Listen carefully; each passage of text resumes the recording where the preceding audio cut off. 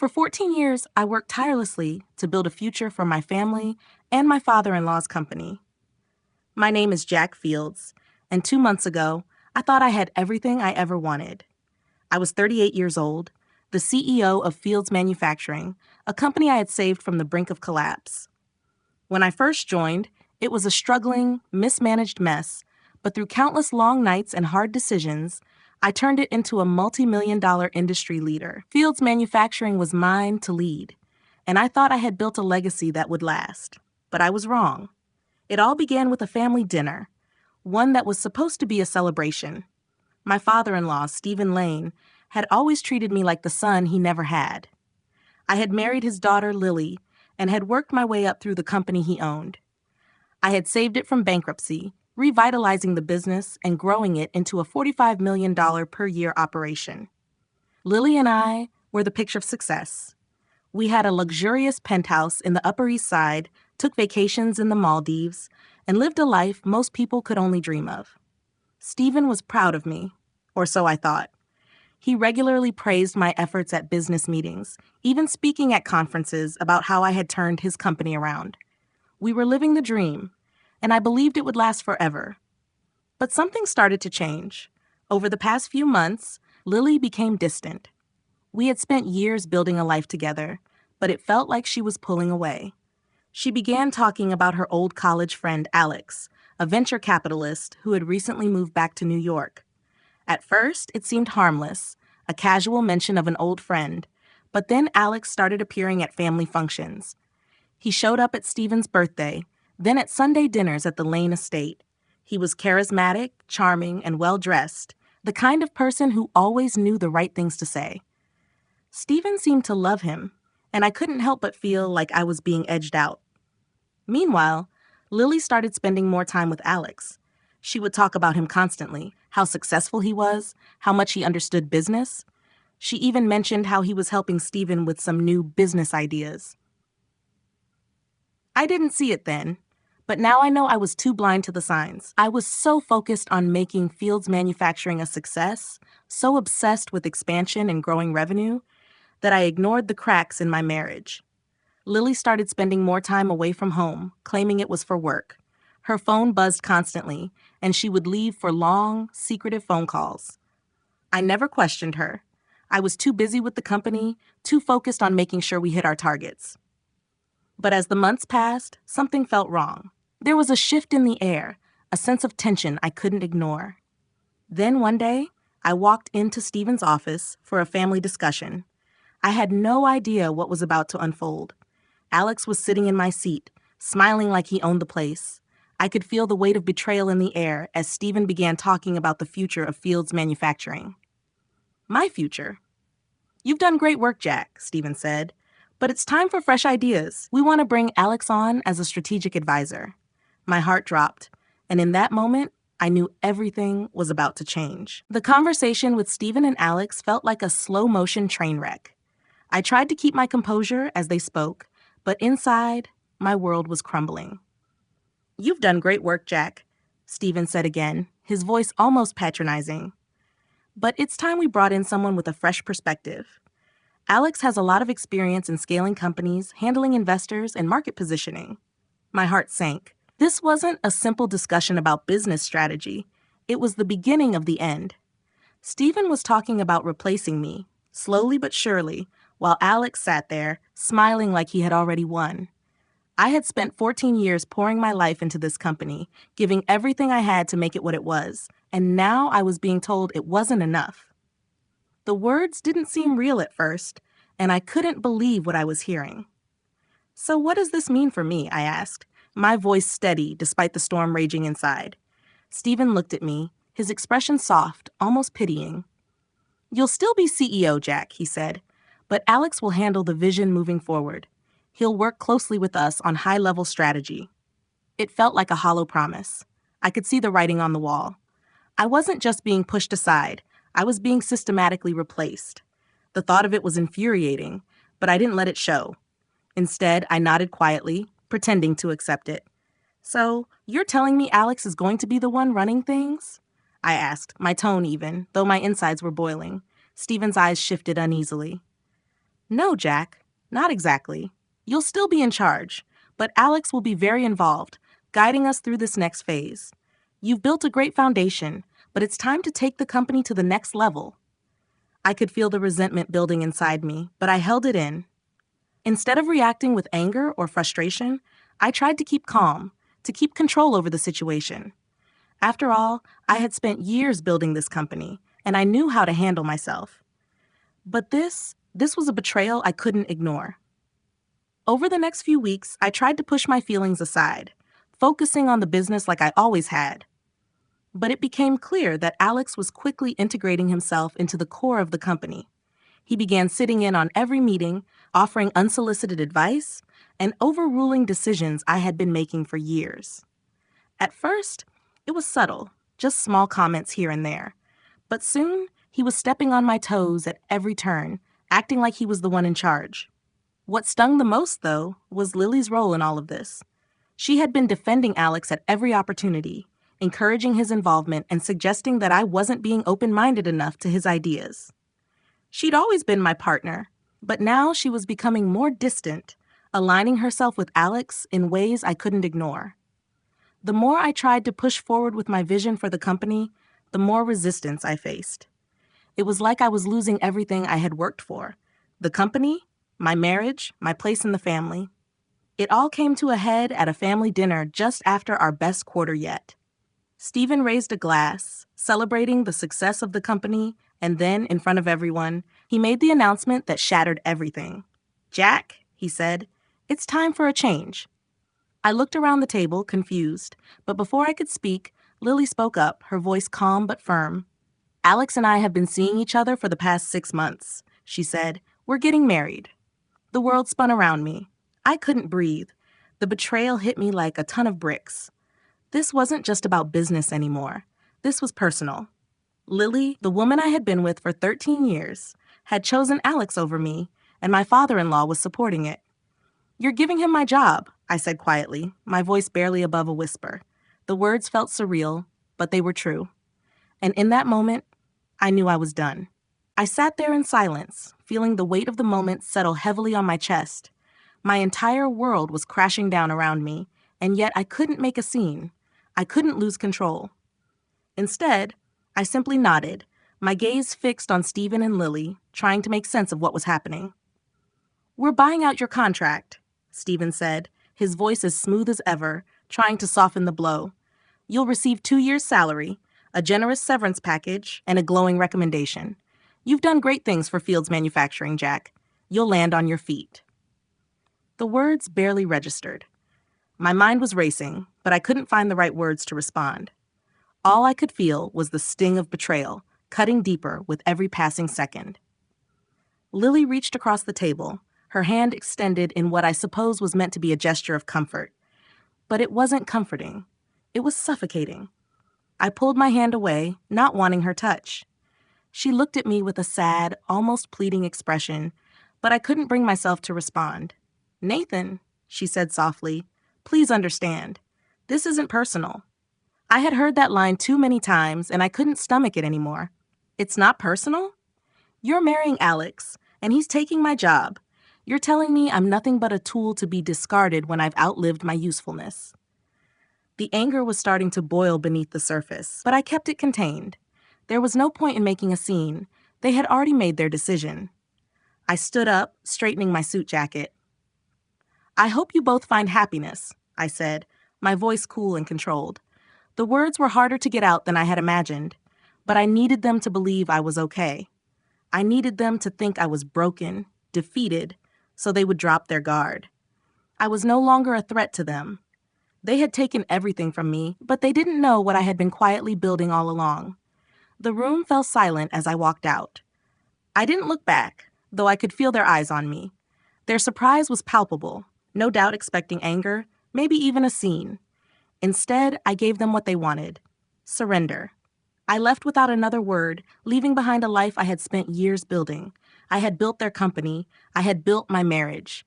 But it was all crumbling now, slipping through my fingers like sand. I didn't go home that night. Instead, I drove to the office. I wasn't sure what I was expecting when I swiped my old access card, But the door opened without hesitation. I walked in like nothing had changed, though everything had. I went straight to the server room, the one place I knew no one would check, and started working. I had spent years building this company from the ground up, and I wasn't about to let it go without a fight. As the hours passed, I worked quickly, pulling files and securing patents that were rightfully mine.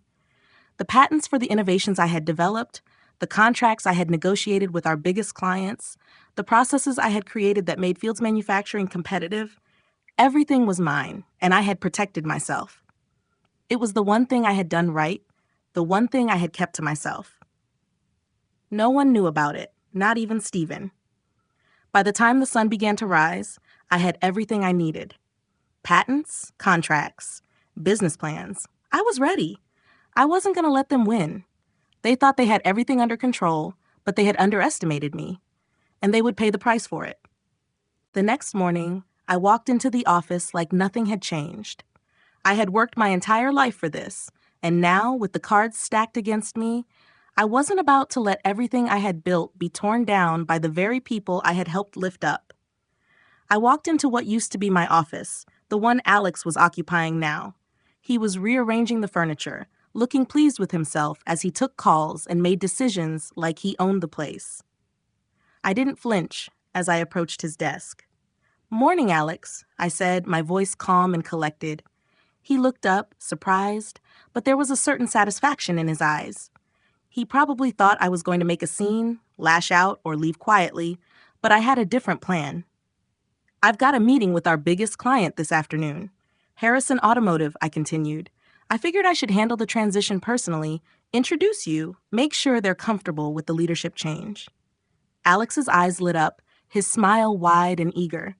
"That would be great, Jack. Really professional of you. I was worried about the awkwardness." He didn't know it yet, but his confidence was about to be shattered. I walked out of the office, feeling the tension in the air, but I kept my focus. I had a plan, and I wasn't going to let anything distract me from it. I knew how important the Harrison Automotive account was. We had worked together for years, and I had built a personal relationship with the people there. They trusted me. The company had signed a $20 million annual contract with Fields Manufacturing, but that was before they knew who was really behind the scenes. The meeting with Harrison Automotive went exactly as planned. I greeted the team as if nothing had changed, introducing Alex as the new CEO with all the charm I had honed over the years. I played my part perfectly, praising Alex's vision and making sure he knew how important this transition was. But then, as the meeting progressed, I casually dropped the bomb.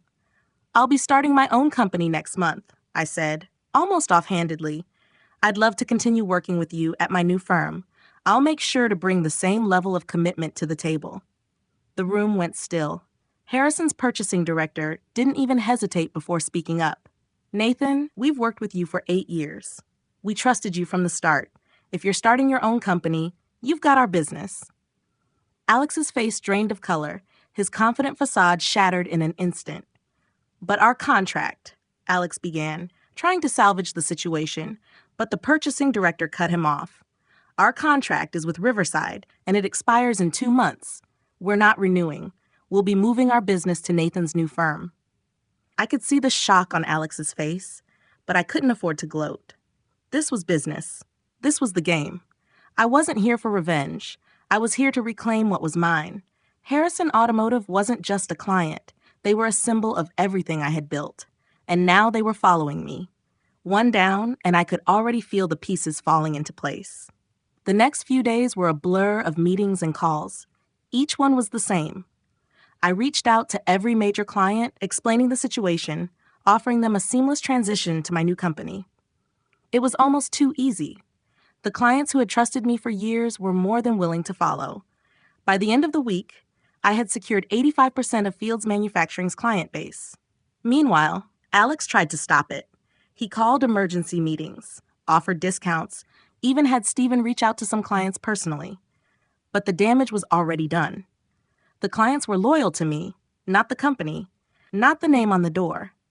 They had built relationships with me, not with a corporate entity. And they weren't going to let me walk away without them. It was clear now. Fields Manufacturing was crumbling without me. Alex had been handed everything he thought he wanted, but he didn't have the one thing that made it all work, me. Without me, the company was nothing. And I was ready to make sure they learned that lesson the hard way. The next few days were nothing short of chaotic. I watched as Fields Manufacturing began to crumble. The clients were pulling out one by one, and without the relationships I had built, the foundation of the company was starting to crack. I had been patient, playing my part as the good guy, letting Alex and Steven believe they had control. But the truth was, they had no idea what they were about to lose. I didn't just leave them with a business. I left them with a ticking time bomb. The core of the company, the very things that made Fields Manufacturing competitive, were mine. The patents, the proprietary processes, the client relationships, they all belonged to me. I had carefully made sure of that over the years, registering every innovation under my name, not the company's. And now, as Fields floundered, I was ready to make them pay for underestimating me. That's when I made my next move. I filed the paperwork to revoke Riverside's access to the patents I had developed. Everything from the manufacturing processes to the efficiency protocols, even the exclusive alloy mixtures we used for certain components, everything that had given us an edge in the market was now mine. Fields could no longer use any of it without paying for it. I set the price at $2 million per year for a license to use my intellectual property. I was being generous, but they wouldn't see it that way. To them, it would feel like extortion.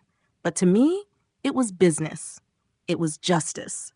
Gerald, who had been silent for the most part, called me the day after the patents were revoked. His voice was strained, almost desperate.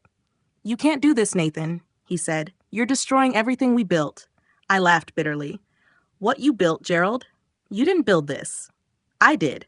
You handed me a failing company, and I turned it into something worth $85 million. The only thing you've contributed is your name on the door."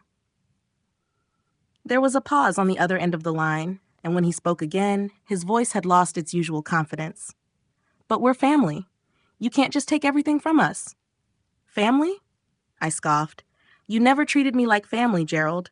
You treated me like an employee who could be disposed of when it was convenient. And now, you're dealing with the consequences. Fields Manufacturing is done. You gave it all away the moment you sided with Alex." Steven, no surprise, didn't take it well. He called me the next day, his voice full of anger. "You've made a mistake, Nathan. You've ruined everything. We can still work something out. We can fix this." I could almost hear him pacing on the other end of the line. "I'm not interested in fixing things, Steven. You had your chance. Now it's my turn."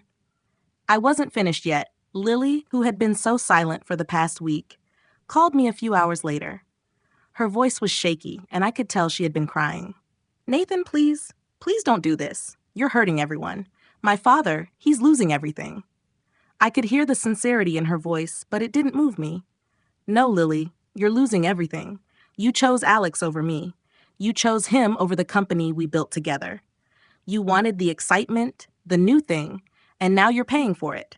Don't expect me to feel bad about it." There was a long silence before she spoke again, her voice barely above a whisper. "I was wrong, Nathan. I know I hurt you, but please, can't we talk about this? Can't we fix it?" I felt a pang of something, regret, maybe, but I pushed it aside. "There's nothing left to fix, Lily. We've been done since the moment you chose him." I hung up before she could respond. The next few days were a blur as I worked quickly to secure my future. I had already set the wheels in motion for my new company, and by the end of the week, I had recruited 12 of Riverside's top managers and engineers. People who knew how to run a business, people who were loyal to me, not the lane name. Harlow Manufacturing was born, and it was already stronger than anything Fields Manufacturing could ever be. In the meantime, Fields Manufacturing was unraveling. Without the patents, the clients, or anyone who knew how to actually run the operation, they were sinking fast. Alex was floundering, trying to keep everything together, but he had no idea how to make the company work. I was watching as everything they thought they had was slipping through their fingers. It was only a matter of time before it was all gone. And I was ready. By the time Harlow Manufacturing officially opened its doors, Fields Manufacturing had already begun its freefall. It felt almost surreal, watching a company I had spent years building crumble so quickly. It was like watching a sinking ship, knowing I was the one who had made sure it didn't go down in the first place. But now, I was the one steering the lifeboat to safety. We secured a facility in Kent, just south of Seattle, and started leasing equipment. I had been careful not to rush things. I wanted to take my time, make sure everything was in place before I started making any bold moves. The first month was spent setting up operations and meeting with the team I had carefully chosen, people who had been loyal to me when I had built Fields Manufacturing. These were the ones who understood the real heart of the company, who knew the day-to-day grind and the importance of relationships. We weren't going to make the same mistakes.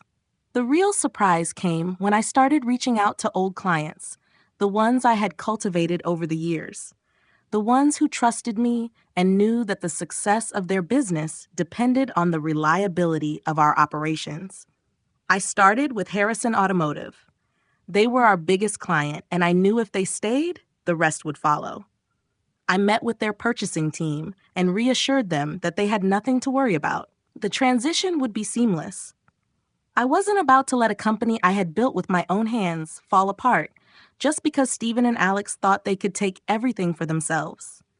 It wasn't long before the floodgates opened. Harrison wasn't just on board. They were eager to sign a contract with me. Within a week, I had secured 85% of Field's old client base. Every conversation was the same. Clients telling me how much they trusted me, how much they valued the relationship we had built over the years. They were all willing to move with me, leave Fields behind. It felt like a personal victory, not just a business win.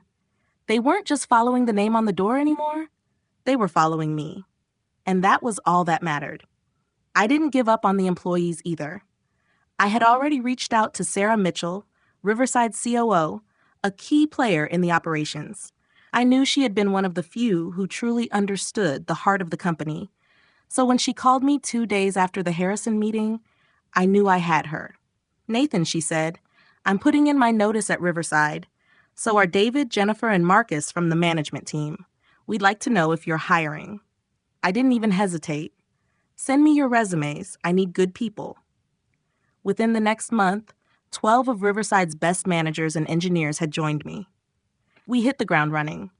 Harlow Manufacturing was alive and thriving, and I wasn't just playing catch-up, I was ahead of the curve.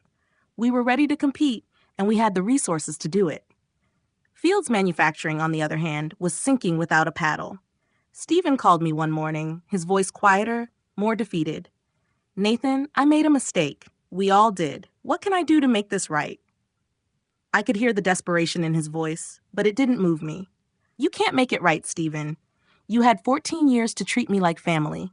Instead, you treated me like an employee you could discard when it was convenient. Now you're dealing with the consequences." He didn't respond, and I didn't give him the chance. I had already moved on. By the end of the second month, Harlow Manufacturing was operational, and we had a client base worth $50 million. Fields Manufacturing was barely worth $20 million and dropping. They had lost 73% of their clients in less than 10 days. It wasn't long before they had to sell off assets just to keep the doors open. Alex, who had thought he was stepping into a smooth transition, was floundering. Without me, he had no idea how to keep it together. It was clear to me now. Fields Manufacturing had never been a company in its own right. It had always been my creation, my effort. And now it was crumbling because the people who thought they could take it from me didn't understand what it took to make it work. But Harlow Manufacturing? It was only getting stronger, and I wasn't about to stop. I had built this new empire with the lessons learned from the old one, and this time, nothing and no one would take it from me. The revenge wasn't in destroying my enemies. The revenge was in winning. In building something so successful that they would watch it grow while their empire crumbled to dust. The weeks flew by as Harlow Manufacturing continued to thrive. With each passing day, it became more evident that everything I had built at Fields Manufacturing was slipping further out of Stephen and Alex's grasp. The once thriving company I had saved from ruin was now a shadow of its former self. It was surreal, watching them try to salvage something I had already walked away from. But as much as I wanted to gloat, I kept my focus on what mattered: my new company, my team, and my clients. By the time the third month rolled around, Harlow Manufacturing had hit $70 million in annual revenue. We had expanded into new sectors, adding clients in the aerospace and automotive industries. We had streamlined operations, refined our processes, and built a culture of trust and loyalty that Fields Manufacturing could never replicate. I had recruited not just employees but partners, people who were committed to the long-term success of the company, not just chasing the next big payday. It was everything I had always wanted but never truly had at Fields. But while I was building this new empire, Stephen was still desperately clinging to the remnants of what he once thought was his. It wasn't enough to watch Fields collapse. He still wanted something from me. I hadn't heard from him for a few weeks, but then one morning my phone rang. The number was unfamiliar, but I recognized the voice as soon as I picked up. "Nathan," Stephen said, his voice quieter than I had ever heard it before. "Can we meet?" I didn't hesitate. "Sure, I'll be in the city tomorrow. Where do you want to meet?" We agreed on a small, quiet cafe in downtown Seattle. As I walked in the next day, I saw Stephen sitting alone at a table in the corner, looking years older than when I had last seen him. The lines on his face were deeper, his hair more gray. He looked like a man who had lost everything. I couldn't help but feel a fleeting sense of sympathy. But then I reminded myself that this man had treated me like an employee to be discarded, like a pawn in a game he was playing, and I wasn't in the mood for sympathy. I sat down across from him, not bothering with small talk. "What do you want, Stephen?" He exhaled, a tired, almost defeated sound. "I want to make things right. I know I messed up, Nathan. I should have treated you better, respected you more. But Fields, it's all falling apart. I don't know what to do anymore." I could see the desperation in his eyes, the frustration of a man watching everything he built unravel. "I don't know what you want from me, Stephen. I walked away because you treated me like an asset you could replace when it suited you. You chose Alex over me. You've been making all these decisions for months, and now you're asking me for help?" He shook his head. "I don't want your help. I don't want to lose everything. This company, it was my father's legacy. I don't want to see it end like this." I looked at him for a long moment, letting the silence hang between us. "It's too late for that," I said finally. "You had your chance, Stephen. You had 14 years to treat me like family, to show me loyalty. Instead, you made me expendable the moment you decided to hand it all over to Alex. You can't rebuild something like that." His shoulders slumped, and for a moment, I thought he might actually get it. But then he spoke again, his voice tinged with regret. "I made a mistake, Nathan. I see that now. Can't you at least give me a chance to fix it?" I shook my head slowly. "No. There's nothing to fix. You've burned your bridges, Stephen. This is the consequence of your actions. You thought you could replace me, and now you see what happens when you don't appreciate the people who built the business." He sat in silence, his eyes distant. I knew he was weighing his options, considering the possibility of starting over, but I also knew there was no going back for him. Fields Manufacturing was finished. I stood up to leave, but before I walked away, I paused. "If you want to make things right, Stephen," I said, turning back to face him, "you'll have to do it without me." And with that, I walked out, leaving him sitting there alone, facing the wreckage of his choices. As I stepped out into the bustling streets of Seattle, I couldn't help but feel a sense of finality. This chapter was closed, and I had won. But it wasn't about revenge anymore. It was about control, about building something on my own terms, and proving to myself that I could do it without anyone else's help. Harlow Manufacturing was mine, and I was just getting started. As the months passed, Harlow Manufacturing began to take shape in ways I hadn't anticipated. What started as a fight for survival, a desperate attempt to hold on to what was rightfully mine, had grown into something far bigger. I wasn't just rebuilding. I was innovating. The business was thriving, and with each passing quarter, I felt more and more secure in the success we had achieved. We were hitting milestones faster than I could have imagined. Within a year, we had expanded into 3 new states, added new production lines, and even secured deals with some of the biggest players in aerospace and automotive industries. Harlow Manufacturing wasn't just a replacement for what I had lost. It was better. But even as things flourished, there were moments when I couldn't shake the feeling that everything I had worked for had come at a personal cost. The success was sweet, but it was also bittersweet. I had lost a lot in the process: trust, family, and the life I thought I would have with Lily. I had no illusions anymore about the past. The betrayal stung just as much in the quiet moments of reflection as it had in the heat of the moment.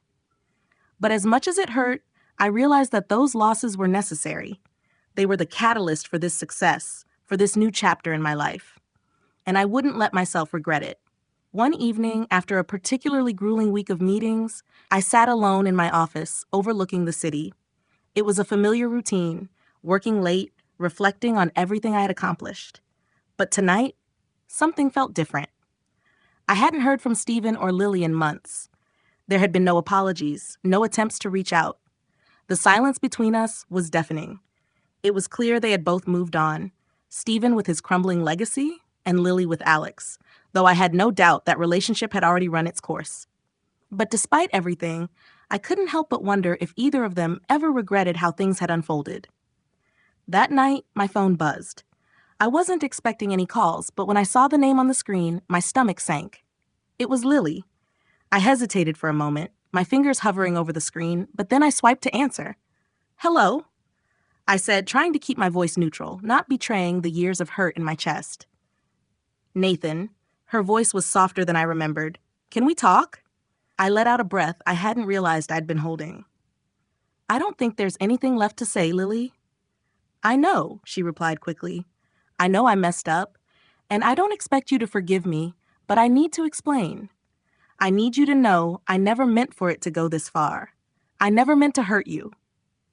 I sat back in my chair, running my fingers through my hair, feeling the weight of everything she was saying. It was strange hearing her admit this now, after everything had fallen apart. "What do you want from me, Lily?" I asked, my voice more tired than angry. "I want to make amends," she said quietly. "I can't undo what I've done, but I want to make sure you know that I see what I lost, what I threw away." I was silent for a moment, processing her words. I had spent so much time angry and hurt, thinking about how she had betrayed me. But now, hearing her voice again, it was almost like I could finally let go of that anger. "I don't know if I can accept your apology, Lily," I said finally. "I've moved on. I'm not the same person I was when we were together, and I think you need to accept that too." There was a pause on the other end of the line. "I understand," she said softly. "I just wanted you to know." "Okay," I replied, my voice quiet. "Goodbye, Lily." As I ended the call, I felt a strange sense of peace settle over me. It was over. Everything between us had been settled, whether I had forgiven her or not. The closure wasn't in having her beg for my forgiveness. It was in realizing that I didn't need her to validate my success. I had done this on my own, without her, without Stephen, without anyone who had ever doubted me. Harlow Manufacturing was my success, my legacy now. And in that moment, I understood what true freedom was. It wasn't about revenge or proving a point. It was about being able to walk away from the past without it holding me back. I was finally free to move forward, to keep building the empire I had started. And I wasn't looking back. In life, loyalty and self-respect are paramount. Never allow yourself to be treated as disposable, no matter how much you invest in others or their vision. Protect your interests, whether in business or relationships, and always be prepared for the unexpected. When faced with betrayal or hardship, don't dwell on revenge. Use it as fuel to build something better. Trust in your own abilities and know that your success is yours to create. Embrace the challenges, learn from them, and build a future that reflects your strength, resilience, and the lessons you've gained along the way.